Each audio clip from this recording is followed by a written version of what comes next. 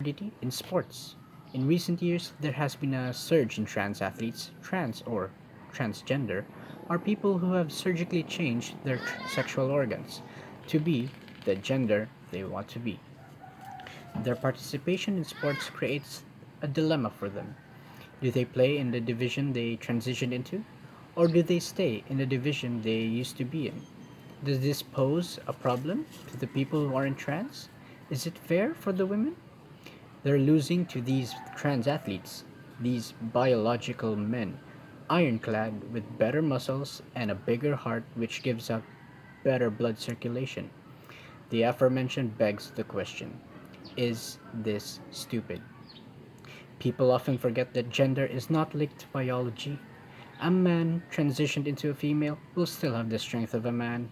Having breasts and a vagina does not automatically mean that his physical strength is equal to that of a woman. It is well known in physical activities that men have the advantage. This is the reason why there is no such thing as boys versus girls in sports. We can observe this physical gap clearly. Women in basketball have sloppy ball control and can't even reach 100 to 200 points in a timely manner.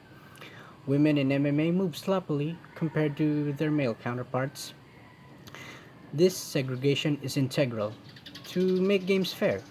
The average skeletal muscle for women is 21 kg, whilst in men have an average skeletal muscle of 33 kg. From a biological point of view, men reign supreme. There are also differences in innate levels of strength and testosterone levels which influence the physical capabilities of an athlete.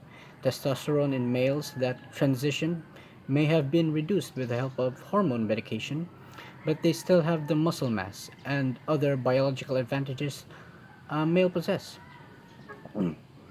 I myself am not a fan of this. Just because a man can't get any wins in the male division does not mean that it's okay for him to press the change team buttons and suddenly start gaining success. This is absurd. You still possess the might of the male gender. You still have the stamina and you still have the agility and speed.